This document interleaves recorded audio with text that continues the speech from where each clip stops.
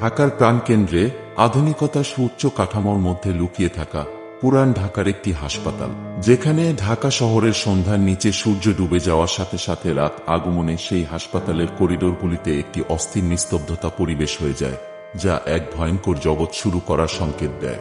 গুজব আছে একটি ফ্যান্টম নার্সের করিডোরে ঘোরাঘুরি, ফিসফিস করে আওয়াজ, কথা বলা, ভয়ঙ্কর সংকেত দেয়া একটি ভূত যার মুখ দুঃখে আবৃত ছিল, যিনি মধ্যরাতের পরে আচ্ছা আলোকিত হলোতে ঘুরে বেড়ান।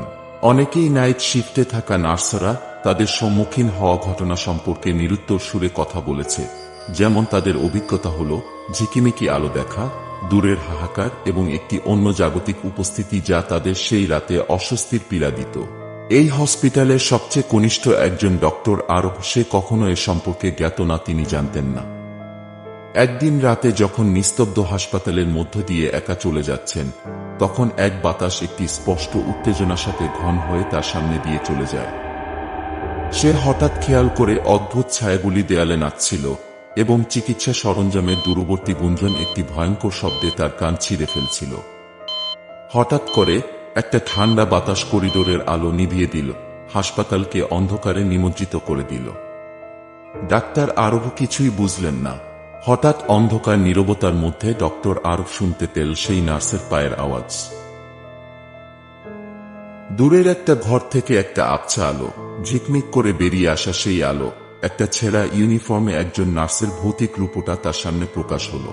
অবর্ণনীয় শক্তি দ্বারা ডাক্তার আরব ভয়ে দৌড়াতে লাগলেন। ডাক্তার তখন এক ভয়ঙ্কর গোলকধাঁধা করিডোর দিয়ে পড়ে যায়। কেন জানি ডাক্তার জ্ঞান শূন্য হয়ে দৌড়াতে লাগলেন, কিছুই চিনতে পারলেন না। হঠাৎ সে আবিষ্কার করল, সে ভৌতিক নার্সটি তাকে হাসপাতালের পরিত্যক্ত একটি শাখায় নিয়ে গেল, যেখানে কেউ ভুলেও যেতেন না। একটি জরাজীর্ণ ঘরে ভৌতিক নার্সটি একটি পুরানো মেডিকেল ফাইলের দিকে ইঙ্গিত করেছে, যা একজন রোগীর করুণ কাহিনী প্রকাশ করে, যে অবহেলা এবং পরিত্যাগে আত্মহত্যা করেছিল।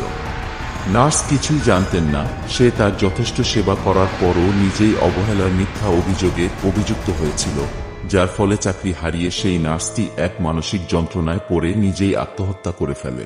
কেননা কেউ বিশ্বাস করেনি রোগীটি তার জন্য মরেনি। নার্সের খুব কষ্টে মৃত্যু হয়েছিল, কারণ চাকরি হারানোর পর তার বেঁচে থাকার কষ্ট আর মানুষের মুখ তাকে বাঁচতে দেয়নি। ডাক্তার আরব যখন হাসপাতালের অন্ধকার ইতিহাস উন্মোচন করেছিলেন, ভুতুরে নার্সের আরও যন্ত্রণা সেই হাসপাতালের চারিদিক বারবার প্রতিধ্বনিত হচ্ছে, আমি কোনো মানুষকে মারিনি।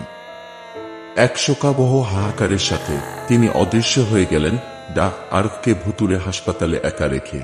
সেই রাত থেকেই ভুতুরে ঢাকা হাসপাতালের কানাঘুষা আরো বেড়ে যায়। সবাই জানল ভূতের কথা। আরব চিরকালের জন্য বর্ণালী সাক্ষাতে সবাইকে বোঝানোর চেষ্টা করেছে, নার্সটির কোন দোষ নেই। একজন অভিভাবক হয়েছিলেন, এর দেয়ালের মধ্যে থাকা এক সত্যিকারের